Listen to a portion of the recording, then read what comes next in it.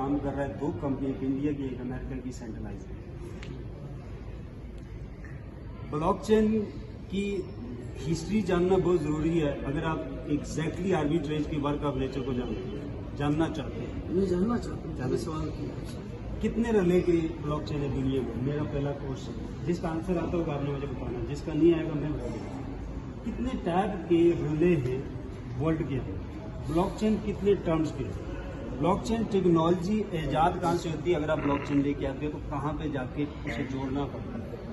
Exchange के ऊपर या किसी भी ब्लॉकचेन के कॉइन की प्राइस कौन सेट करता है? कॉइन और टोकन में क्या फर्क है? एआई टेक्नोलॉजी ब्लॉकचेन के अंदर कहाँ पे यूज होती है?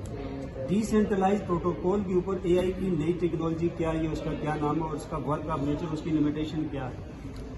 ये आप डेवलपर के आप बेहतर बता सकते हैं, आप बता दें।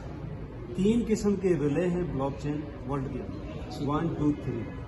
अभी लास्ट जो चल रहा है 3 चल रहा है, बट पॉसिबिलिटी नहीं है कि 1, 2 को टच किए बगैर कोई डायरेक्टली 3 पे है।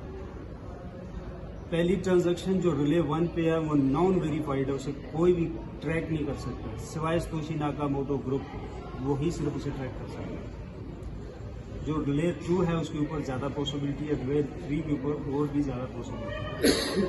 नंबर 2, दुनिया में 2 किस्म के ही ब्लॉकचेन हैं, प्राइवेट और पब्लिक। सबसे पहले ये फर्क जानना जरूरी है कि इन दोनों में क्या फर्क है। जो पब्लिक ब्लॉकचेन होता है उसके जितने भी शेयर और मिंटिंग के लिए एक सॉफ्टवेयर लगाया जाता है, वो सेट करके जब उसको लाइव किया जाता है उसके बाद उसके ऊपर चेंजिंग आप नहीं कर सकते, अनलीगल और लॉक हो जाता है, इलीगल होता है। हाँ। और ब्लॉकचेन कहता है कि जो डेटा मैं राइट कर देता हूँ ना आप उसे मिटा सकते हो ना डिलीट कर सकते हो, इस फाइल से पॉसिबिलिटी है। और जब उसको 100% आप लॉक कर देते हो फाइल को तो वो ओपन होती नहीं। तीसरा, ब्लॉकचेन के एक कोने से जब एक डेटा ट्रांसफर होता है, हैकर उसे पकड़ने निकलता है तो वो डेटा मिली सेकंड में वैलिडेटर रिसीव करता है, उस ब्लॉक्स को वहाँ फिनिश करता है, नए ब्लॉक्स बना के आगे भेज देता है, चाहे वो आपकी ट्रांजैक्शन ही क्यों ना, चाहे वो बाइनांस से करे या किसी से। चौथी कंडीशन, पहले चलता था मिंटिंग, माइनिंग, बड़े बड़े फार्म लगे होते थे वर्ल्ड वाइड, और जितना इलेक्ट्रिसिटी कंज्यूम होती थी उससे जो आपका कॉइन निकलता उसकी प्राइस इतनी नहीं होती थी जितना आप बिजली खर्च कर देते थे। नई टेक्नोलॉजी आई मिंटिंग, जैसे हमारा नोट छपता है, एक ही वक्त में एक कॉइन बनाया जाता है, इसकी इतनी क्वांटिटी है, इसकी इतनी सप्लाई है, और सॉफ्टवेयर लगाया जाता है कि 20 साल में 50 साल में इतना आएगा। बट डिपेंड करता है आपके ब्लॉकचेन की स्पीड क्या है और वैलिडेटर कितना लगा हुआ और कितना वैलिडेटर 1 मिनट में कितना कॉइन जो है वो मिंट करेगा। ये पॉसिबिलिटी है सर 2 और 3 लेयर पे।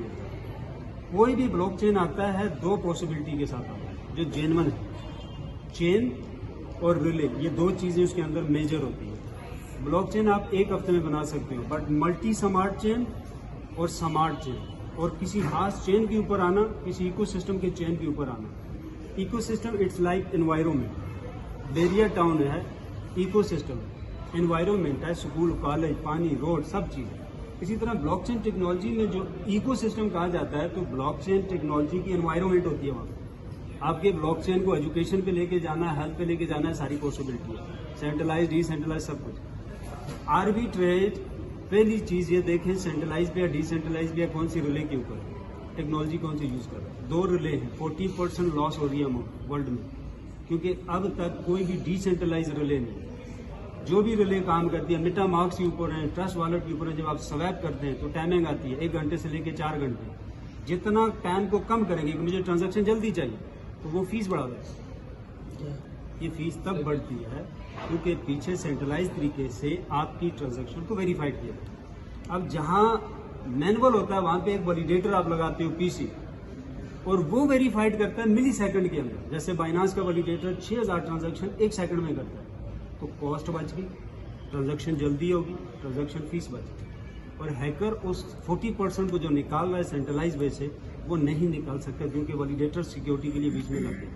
हैकर 3000 वैलिडेटर को हैक नहीं कर सकता, नॉट पॉसिबल। ये पहला रिले है। अब रिले पहले क्यों नहीं है? पूरी दुनिया में सबसे बड़े ब्लॉकचेन कौन से, और बड़ा ब्लॉकचेन होने के लिए जरूरी क्या चीज है? Multi relay. Multi relay based जो ब्लॉकचेन है, जैसे पॉलीगॉन है, इंडिया का है, पोल्काडॉट है, हंगरी का है, इनके अंदर मल्टी रिले। मल्टी रिले से मुराद ये है कि ये सारी रिले के ऊपर काम कर सकता है, एक full ecosystem. Number 2, polka dot के पास एक टेक्नोलॉजी है जिसका नाम है पाराचेन। ये वर्ल्ड में सिर्फ पोल्का के पास। इसका काम क्या है कि लेट सपोज अमेरिका है, कनाडा है, कनाडा के अंदर आपकी कंपनी KYC नहीं कर सकती। वो कंट्रीज अलाउ नहीं करती कि हमारा KYC, हमारे यूजर का रियल डेटा दूसरी मुल्क में है, ठीक है, वो बैठे हुए नेशनलिटी होल्डर। तो पारा चेन एक टेक्नोलॉजी बनाएगी ब्लॉकचेन के ऊपर और वेरीफाइड किया 3 मुल्कों ने कि ये वाइड टेक्नोलॉजी है जो डेटा को सिक्योर करती है, किसी कंट्री के नोड से बाहर ये डेटा नहीं जा सकता। तो दैट रीजन पोल्का वर्ल्ड का बेस्ट इकोसिस्टम माना गया पारा चेन का। दूसरी, ये मल्टी रिले पे आए, ये दुनिया के तमाम ब्लॉकचेन के साथ ब्रिजेड है। तमाम ब्लॉकचेन पोल्का के थ्रू लेन देन कर रहे हैं internal without API call. API call में 3 से 20 सेकंड लगते हैं, बट पोल्का वो टेक्नोलॉजी है बगैर API कॉल के ट्रांजैक्शन दे रहा है। मतलब वो हर ब्लॉकचेन को पूरा अंदर से अटैच किया हुआ, इतना अटैच जैसा कि आप घर के एक कमरे से दूसरे में जाते हैं, जैसा कि वो सारे ब्लॉकचेन पोल्का के इतना इंटरनल जो है वो अटैच है। अब पोल्का एक ही ग्रुप था जिन्होंने इथेरियम बनाया, ये ग्रुप 2 हिस्सों में बना। उन्होंने कहा कि एक एडवांस लेवल का इकोसिस्टम बनाते हैं। पोल्का डॉट बना 5 साल पहले, इसका आगाज हुआ। और फिर पोल्का ने कहा कि AI टेक्नोलॉजी के ऊपर जितने भी दूसरे ब्लॉकचेन हैं, ये इनका इंफ्रास्ट्रक्चर जो है विदाउट AI टेक्नोलॉजी के रखा गया था। तो एक ऐसा ब्लॉकचेन बनाते हैं जिसका स्ट्रक्चर ही हमें AI टेक्नोलॉजी पे करे और पब्लिक ब्लॉकचेन हो और ज्यादा डिसेंट्रलाइज। तो म्यूजिक गैलेक्सी ब्लॉकचेन का आगाज किया। 4 एम्बेसडर इसमें इन्वॉल्व हैं पोल्का के।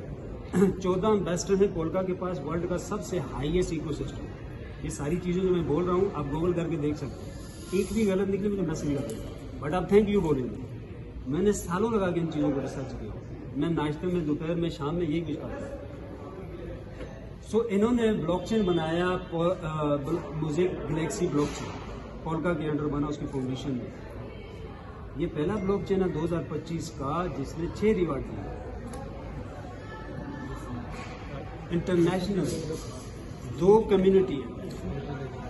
कम्युनिटी हैं जो कंपनियों को रिवार्ड देती हैं, उनकी ऑफिशियल वेबसाइट पे लिस्टिंग है, अब जाके देख सकते हैं।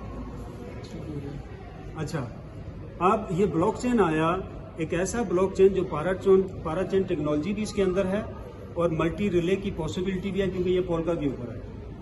इसके अंदर तमाम ब्लॉकचेन की ऑलरेडी ब्रिजिंग है और वो ब्रिजिंग कैसे है? Centralise bridging. इसके ऊपर जो रिले आया वो भी सेंट्रलाइज रिले है। अब इन्होंने पहला रिले बनाया जो डिसेंट्रलाइज है। क्यों बनाने में कामयाब हुए? क्योंकि पोल्का और म्यूजिक गैलेक्सी के ऊपर थे और वो ऑलरेडी पूरी दुनिया के ब्लॉकचेन को ब्रिजिंग कर रहे। अब 5 कंपनी आपके साथ अटैच है, API के जरिए अटैच है या किसी भी तरीके से अटैच है। आप उनके साथ लेन देन आसान कर सकते हो, या एक वो बंदा है जिसके साथ वो कंपनी अटैच ही नहीं है, वो ज्यादा आसानी से लेन देन करेगा, अटैच है। सो पोल्का के साथ ऑलरेडी तमाम ब्लॉकचेन अटैच है। उसके ऊपर आता है म्यूजिक और एडवांस किया उनको ब्रिजिंग को, और उसके ऊपर आता है रिले। ये पहला रिले है जो पूरा मल्टी रिले के ऊपर ऑटोमेटिकली ऑफिशियल और जेन्युइन तरीके से तमाम ब्लॉकचेन के साथ ब्रिजेड है। सो एग्जैक्टली ये मिली सेकंड के अंदर पहली बार आर्बिट्रेज करेगा, इससे पहले पॉसिबिलिटी नहीं है। अब गूगल करके मुझे दिखा दें सर, पॉसिबिलिटी नहीं है, आप जाके चेक करें। मैं अभी निकालू लाइव चैट GPT कर, अब जा सकते। ये तो है सब, लेकिन इनकार तो नहीं है ना इन चीजों से। ये समझे कि भाई ये लेटेस्ट तरीके तो नहीं है, लेकिन हर आने वाली स्टोरी सर बड़ी चार्मिंग लेके आती है ना, बड़ी डिफरेंट तरीके से।